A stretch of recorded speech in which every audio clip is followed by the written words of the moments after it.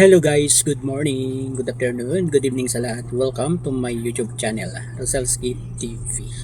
Guys, dito tayo para mag-reaction dito sa naging live ni Papa Bear. Pakikinggan lang po natin ang boses ni Papa Bear dito at magbibigay tayo ng konting reaction. So, bago po ang lahat, pakisuportahan po muna ang Ama ng Kalingap, Kuya Bal Santos Matubang, Ate Edna Vlogs at Kalinga Proud. Ito po, mag-start na po tayo guys. Share na lang po ng ating live para yung mga kasamahan nating Marites ay pumunta na dito sa live natin. Okay. Shoutout kay Channeline, kay Popsy. Okay. Ayan, hintay-hintay lang po natin tayo. Have a nice day. Ayan, sabi ni Ate Marlene. Alright. Game na tayo. Game na, Papa Bear. Ayan, Papa Bear, nilait ni Tandang Lutong si Nana. Natawa naman ako dun sa Tandang Lutong. Hindi na lang sinabing crispy, talagang lutong pa yung sinabi ng isang viewers dito. Ay, nako. Ay, sino yung Tandang Lutong na yun, guys? Hindi kilala. Naman sila? Hindi naman bago yung panlalait nila, guys. Ako nga nilalait nila eh. Si Nanay Nora pa kaya? Ayun talagang nilait talaga si Nanay Nora nitong si Crispy, Tandang Crispy ang tawag ni Kuya Kinred dito So, ayun diretso pa po natin itong sinasabi ni Papa Bear. Pero okay lang iyon, no? Yung panlalait po nila ibabalik din sa kanila yun. O, di ba? Kasi naman bakit nilalait? Bakit kailangan laitin yung matanda, Okay? At Annalyn Bronzal, bakit kailangan... At saka ito naman ang tanong ko dito, sa nanlait na ito. Inaano ba siya ditong si Nanay Nora? Hindi naman siya inaano ni Nanay Nora. Ang sinabihan ni Nanay Nora, itong si TQ, di ba? So, bakit sila apektado doon? Ay hindi naman sila yung sinabihan ni Nanay Nora. Nilang manlait, Bakit hindi na lang sa issue tumutok? Ayun, 'di ba? Dapat sa issue na lang tumutok. Huwag nilang personalin yung matanda, 'di ba? Na may personal sila eh. Si Crispy, yung matanda din. Oo. Ay ganoon naman talaga yun. Ako nga nilalait nun eh. Hindi pa kayo nasanay doon. Yan nga, isa rin yan sa pag-uusapan natin, si Nanay Nora, Itong nanay ni Rose Ann. Okay? Pag-uusapan din natin yun ngayon. Yes. Kasi nga, nung napanood ko yung ano tawag dito? Yung napanood ko yung ni Kalinga Prab, nabanggit ni Nanay Nora pala yung pangalan ko doon. Ay ako'y nahihiya bigla. Oo. Okay, wait lang guys Bigla daw nahiya itong si Papa Bear nung nabanggit ni Nanay Nora yung kanyang pangalan. Bakit kaya biglang nahiya itong si Papa Bear? Alright, nabanggit kasi guys, yung pangalan ko doon. Ito. Pakinggan natin Pakinggan natin guys. Ako'y kinilig Kinilig si Papa Bear sa sinabi ni Nanay Nora. Grabe naman. Narinig niya. Ilalagay ko dito guys Ilalagay ko dito. Wait lang guys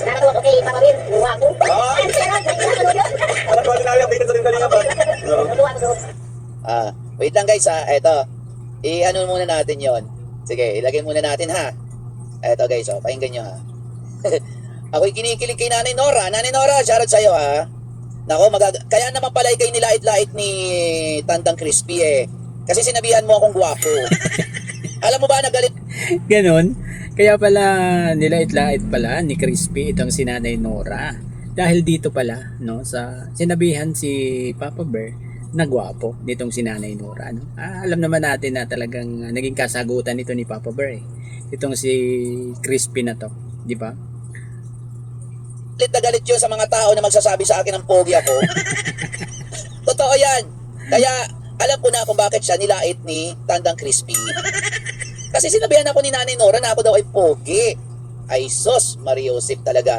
Aray mo! Ay sus, talaga naman kaidaman. Bakit kaya galit na galit yun kapag sinasabihan ako ng tao o ng mga nanonood sa akin na ako'y pogi? Hindi naman ako yung nagsasabi sa sarili ko. Di ba?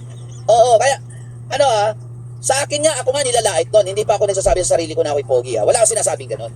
Kasi alam ko naman, di ba, na ako'y isang pangit.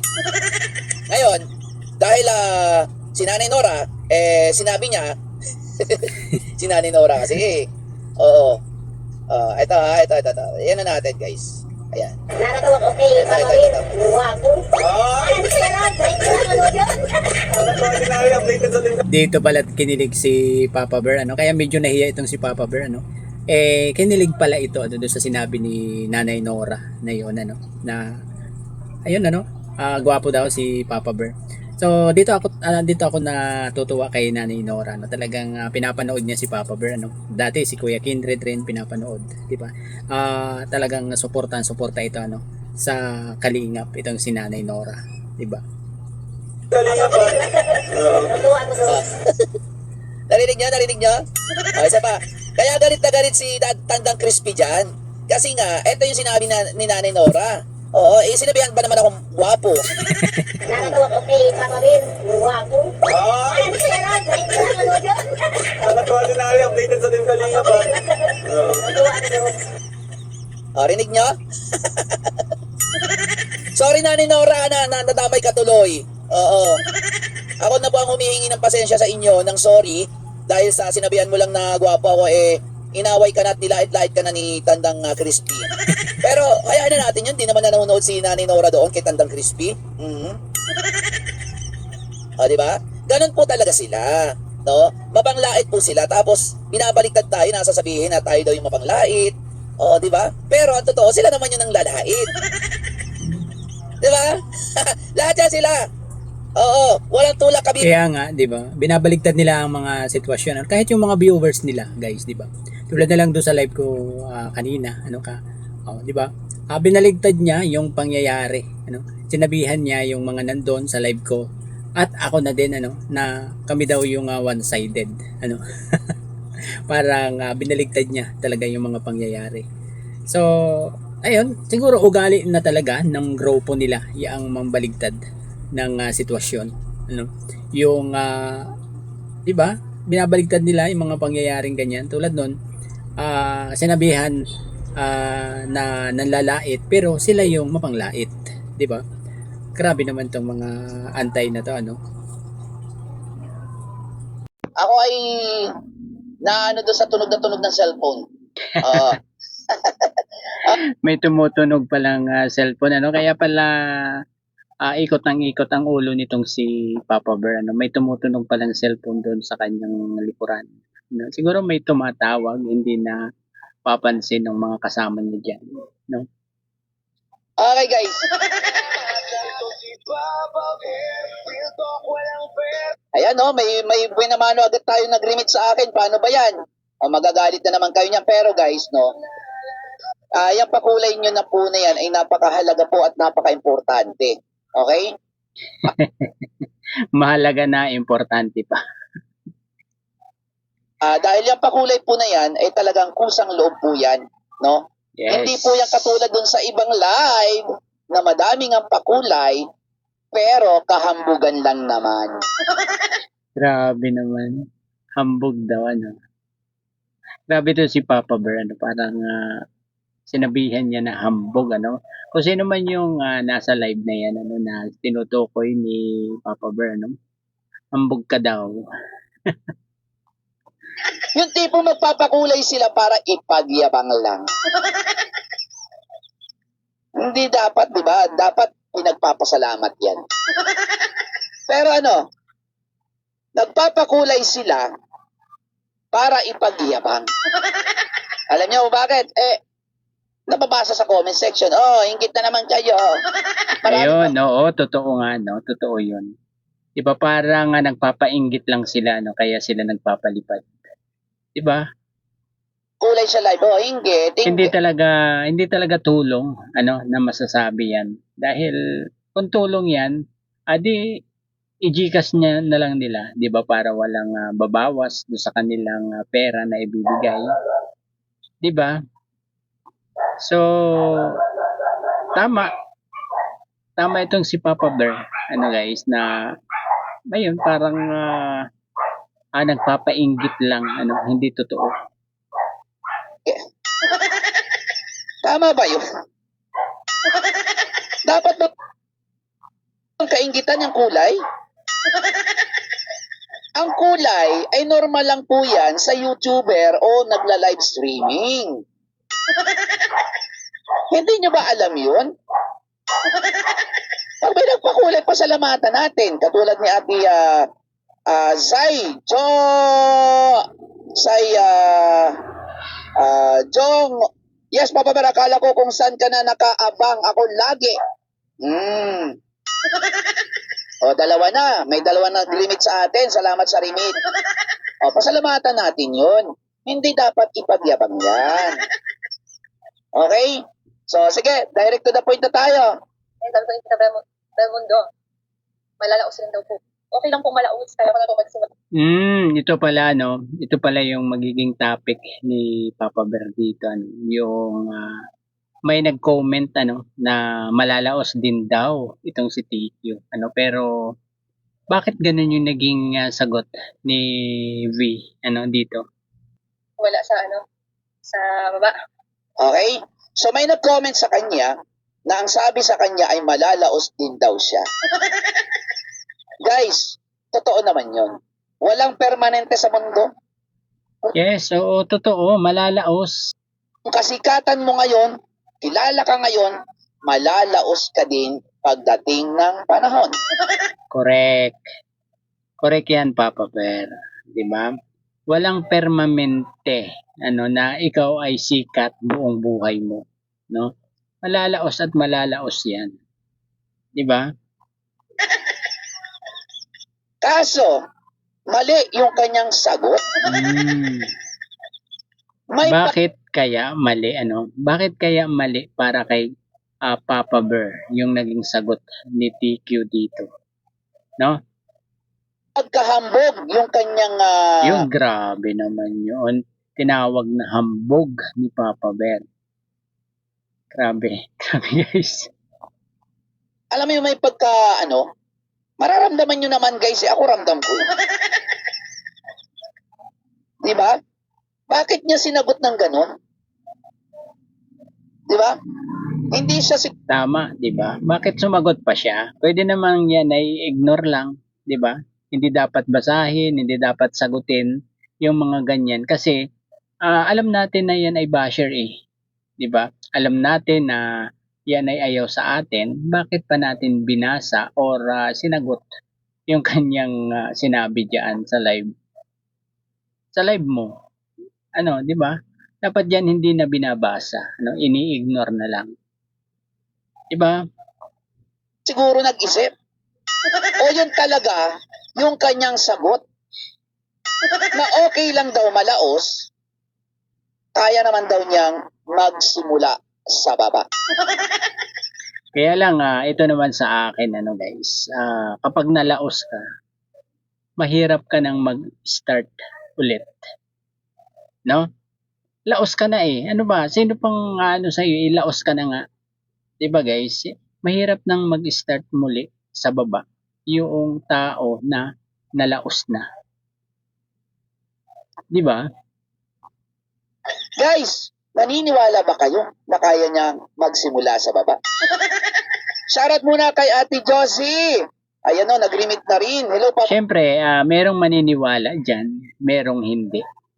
Diba? So, malamang ang maniniwala dyan ay yung nasa kabila. Diba guys? Over watching from Dubai. Dubai. Okay? Sa palagay nyo, guys. Ala, Ate Lalin. Yes, Papa. Papa Bear, sa palagay ko, mahihirapan. No? Mahirapan siyang mag-start muli, no? Sa baba.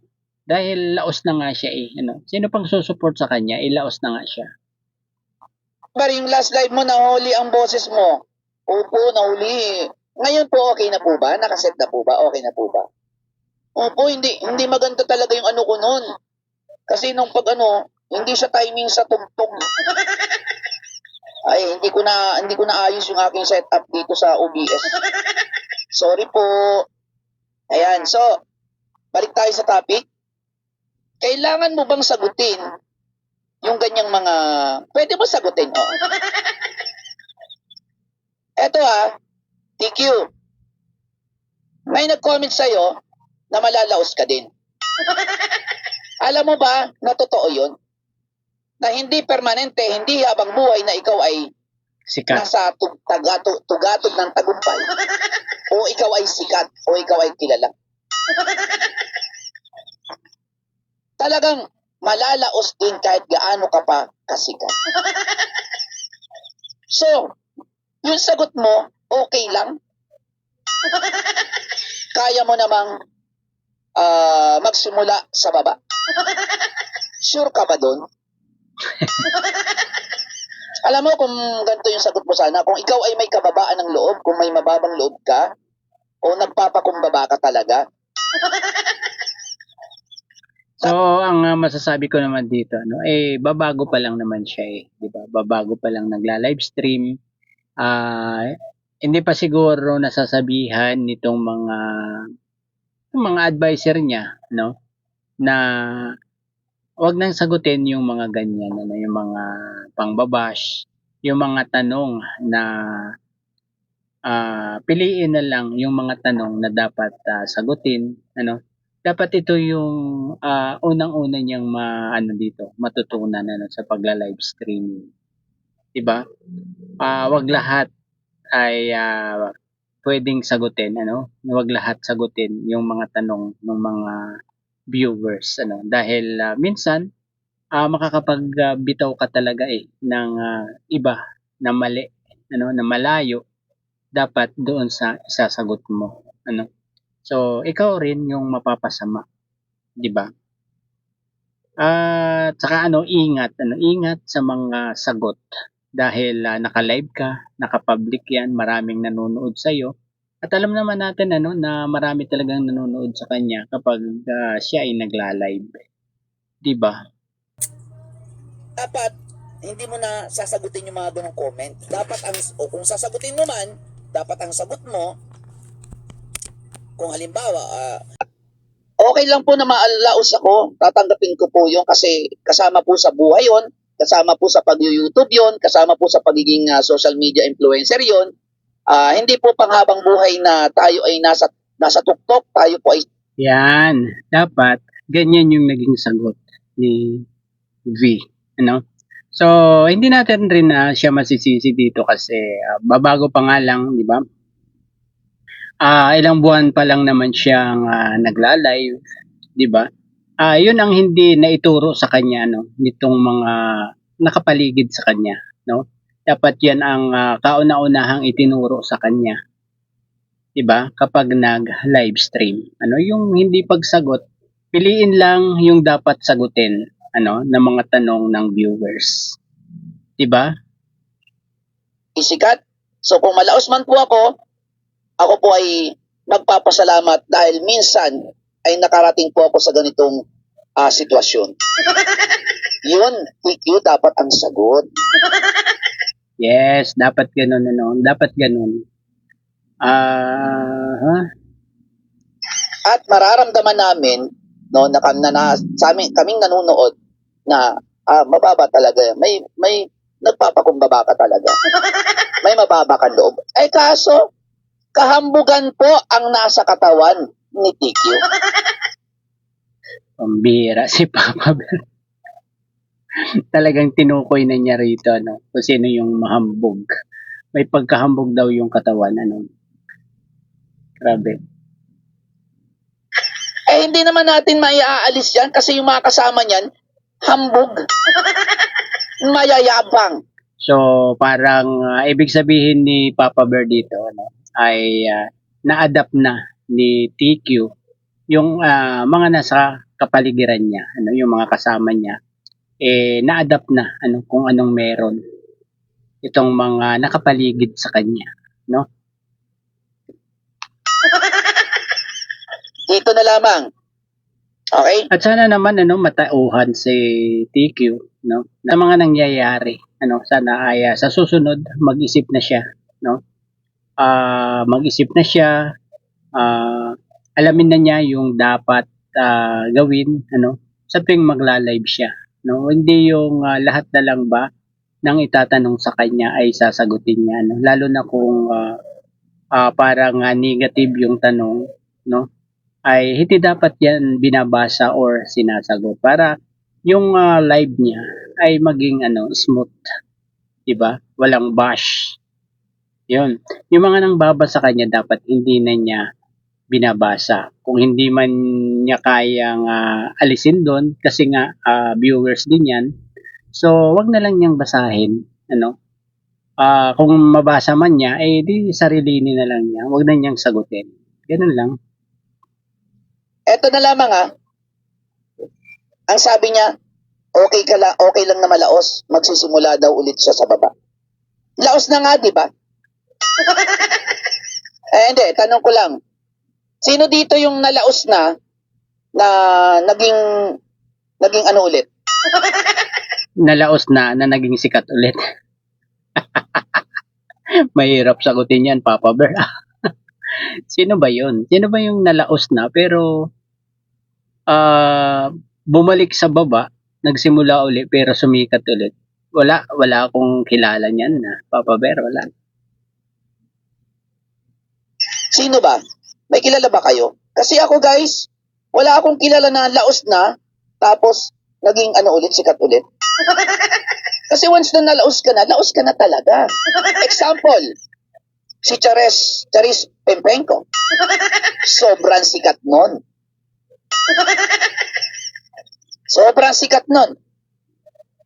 Nalaos. Sumikat ba ulit? Hindi na. Isip-isip din. Kasi once na nalaos ka, kahit na magsimula ka ulit, di ka nasisikat pa. Totoo yun. Kasi nga, laos ka na eh. Di ba? Laos na nga ni. Ano feeling mo na kahit malaos ka, sisikat ka ulit? Aba, sino ka? Antindi. Di ba? Sobrang hambog po ng ganun. Tapos sasabihin nyo na naman, inggit sa palipad, kaya ganito. Ano silbi ng mga palipad nyong mga uto-uto kayo? Kung ang purpose nyo, para iyabang nyo lang yan. Kung ang purpose... Yan nga yun. Yun ang purpose nun. Para makita ng mga viewers kung nagpapalipad. Kung mga sino-sino yung mga nagpapalipad. So, hindi naisip ng ibang viewers, na kung talagang tulong yan para kay V, di dapat hindi na nila dyan idaan sa papalipad. Kasi, hindi naman lingid sa ating kaalaman, guys, yung mga palipad na yan, halos kalahati niyan ay na kay YouTube. Diba? Di sayang. Sayang yung ibinigay ninyo, palipad. Dahil nabawasan ni YouTube. Samantalang kung ibibigay ninyo ng direkta or sa GCash, di ba? Doon hindi na mababawasan 'yan, walang bawas. Di ba? So, anong purpose niyang palipad? Di ba? Di para inggitin yung mga kalaban nila. Di ba? Yun lang yun ang purpose doon. Hindi yung purpose nun ay tulungan itong si V, di ba? Yun siguro yung pinupunto dito ni Papa Bear, di ba? Kaya nakapagsabi si Papa Bear na hambog, kahambugan lang. Tapos nyo dyan, nagpalipad kayo para iyabang. Para iyabang sa amin. Inggit sila, maraming palipad. Anong paki namin sa palipad nyo? Anong silbi niya ang palipad nyo kung ang purpose niya ni para inggitin ng Team Kalinga? Wala, di ba? Walang pakinabang yun, guys, kung ganun. Di ba? Ang tao mga palipad nyo na yan, yabang lang talaga ang ginagawa nyo. Ang layo sa Kalingap, yung mga nagpapalipad sa Kalingap, never nating naririnig na ganyan na ipinagyayabang nila. Diba? Pag may nagpapalipad, walang ganyan. Loki lang. Diba? Sila. Pag nagpapalipad, tuwing may makikitang lipad na ba, yabang, inggit kayo! Totoo naman yun. lumilipad na talaga siya. Di ba? Yabang lang. Kaya hindi ako nagtataka kung bakit may kahambugan sa katawan itong si Tikyo. Talagang ungrateful. Alam nyo ba, mas magiging okay yan, ha? Kung yang palipad ninyo may nagagawang maganda sa kapwa, katulad ko, mamimigay ako ng Aerox version 3 sa solid followers ko sa Blue App. O, ganon. Sa Facebook, no? Yung mga solid followers pala ni Papa Bear sa Facebook, makakatanggap, ano? Grabe. Di ba? Katulad ko, nagbibigay ako ng blessings. O, nagsisend ako sa Cash G sa mga followers ko. Sa Blue App. Di ba? Hindi dito sa YouTube. Kasi dito sa YouTube, hindi naman ganun yung content ko. Di ba? Nag-share ako ng blessing. Yan pinapaliparan nyo. Saan na pupunta? Ha? Nako, malayo yan kay Master Kenred palipad at ginagamit niya talaga sa correct yun. Dapat yun talaga. Sa kanya, ano nangyayari? Sasabihin nyo, hindi pa naman nakukuha yung ano eh. Ay, yung pala, hindi na pala nakukuha. Ba't niyayabang nyo agad? Grabe, ano? Wala pa naman nangyayari sa Oo nga naman yan. Di ba pala nakukuha? Bakit nauuna ang yabang? Di ba? pinapalipad-palipad nyo dyan. Wala namang problema magpalipad kayo kahit million dyan. Pera nyo yan. Pero yung iyayabang nyo, hindi yan masasabi na tao sa puso yung pagpapakulay o pagpapalipad nyo. Di ba? Niyayabang nyo ay.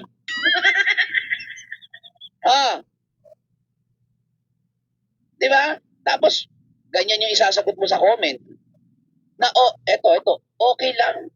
Ay, sabi ko sa Belmundo, malalaos rin daw po. Okay lang po malaos, kaya ko na po magsimula sa baba. Okay, kaya daw magsimula sa baba. Ayan, yan tayo. Magpo-focus sa sinabi niya. Okay lang daw malaos, kaya naman daw magsimula sa baba. Ako, hindi ako Mahirap talaga yan, guys. Ano, di ba? Kapag nalaos ka na, mahirap ka nang makabalik ulit sa taas. Di ba? Hindi ka na ulit sisikat niyan. Kasi nga, laos ka na eh. Ibig sabihin, tapos na yung pagkasikat mo. Di ba? Kung talagang naging sikat ka. Di ba? naniniwala na kaya nila magsimula sa baba. Bakit ka mo? Mula part 1 hanggang part 98, nakikita natin. Okay? At nalaman natin na hiniling niya na makita o mapuntahan siya ni Kalinga Prab. So, sa part 1 pa lang nakita na natin 'yan. Narinig na natin, Ganon din sa part 5, narinig din natin 'yan, no, na talagang hiniling niya na mapuntahan ni Kalinga Prab. 'Di ba? At ano pa nga sabi pa nga niya dito ay yung lubos niyang pinasasalamatan. Ganun ba? Kung kaya mo naman pala magsimula sa baba, bakit ka humiling na mapuntahan ka ni Kalinga Prab? Hindi mo kayang magsimula sa baba. Hindi nyo kaya nga humingi na kayo o humiling na kayo na kayo ay mapuntahan. Tapos sasabihin nyo, hindi naman kayo humingi ng tulong. Kakaiba. Hiniling nga ni Tikyo. Tapos sasabihin nyo, kayang magsimula sa baba. Hindi ako naniniwala doon. Maniniwala ako kung ikaw ay never humingi ng tulong kahit kanino tapos kinaya nyo at nagtagumpay kayo. Di ba? Paano mo nasabi na kaya mo magsimula sa baba? Di ba? Ulitin ko, hiniling nyo nga na matulungan kayo. Kasi nga, di nyo kayang umangat sa sarili nyo. Nung umangat na kayo, sinuwag nyo na yung dahilan ng pag-angat nyo. Grabe itong mga sinasabi, mga real talk ni Papa Bear dito talaga, may pinagkukunan naman dito si Papa Bear, dahil napanood nga natin yan sa mga vlog, Although sinabi nila na ito ay scripted, pero sure naman tayo na totoo yung kanilang sinasabi nung kay Kalinga Prab. Kasi hindi yun eksena ng love team Iba, yung panayam ni Kalinga Prab sa kanya, hindi yun eksena sa love team. Kasi ang alam nating scripted ay yung love team. Sabi nga ni V na scripted lang yan. Diba? So, pero yung ni Kalinga Prab, yung pag-usap sa kanila, doon sa magulang, sa kanya, ay siguro naman ay hindi scripted yun. Diba? Totoo na yun. Diba guys? Sa palagay nyo, kung di kayo pinansin ng Team Kalingap, aangat kayo? Hindi. Real talk ito guys. Talaga. Ito pag-real talk talaga ni Papa Bear. Diba? Okay, so depende pa rin. No, depende pa rin. Kaso nga, umangat kayo dahil sa Team Kalingap Makikilala ba kayo? Aangat ba kayo? Aangat ba buhay nyo? Nagpapalipad ba ngayon yung mga taong nauuto at nadadala nyo sa pabebe nyo? Wala lahat yan. Hindi nyo kayang magsimula sa baba dahil nung nasa baba kayo, humiling kayo na kayo ay mapuntahan ng Team Kalinga. Kung hindi kayo humiling, ibig sabihin kaya nyong umangat sa sarili nyo. Tama? Tama. Ngayon nakilala kayo, hindi naman kayo nagsimula sa babae. Nasa angat na kayo Saan nagsimula? Papa Bear. Nagsimula sa tulpo.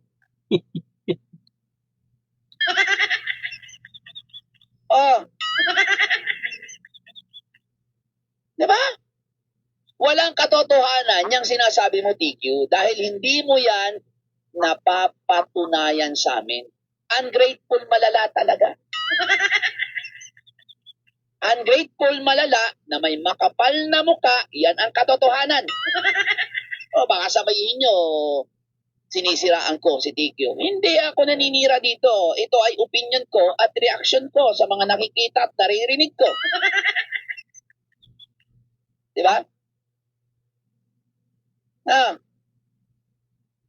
Sasabihin nyo na naman, sasabihin mo, kung kami yung nasa kalagayan mo, matitiis ba namin yung ginagawa sa pamilya mo? Ano yan? Pabiktim na naman? Ano yun? Kuha simpatya na naman? Grabe guys. Grabe yung maka-real talk itong si Papa Bear talaga. Talagang tatamaan yung mga solid guys. Kay V. Kasi siya na kayo guys kasi play ko ito kay Papa Bear na live kasi totoo naman totoo yung kanyang mga sinasabi dito siguro yung mga sinasabi niyang iba dito ay tutol kayo yung may mga nasabi si Papa Bear dito pero karamihan sa sinasabi ni Papa Bear talaga dito ay real talk, totoo Totoo talaga. Dahil napanood din naman natin yung mga episode nila, 'di ba? Yung mga vlog sa kanila. So, hindi natin masasabi na itong si Papa Bear ay gumagawa lang ng kwento, no? Ito ay bumabase kung ano yung nakikita niya, kung ano yung napanood niya, no? At saka yung naririnig niya, no? At saka ito ay isang opinion or reaction ni Papa Bear. Ano po, na ayan, na real talk talaga dito si V. Ano? At ganun din yung mga nakapaligid kay V ay na real talk din itong si Papa Bear. Ano po?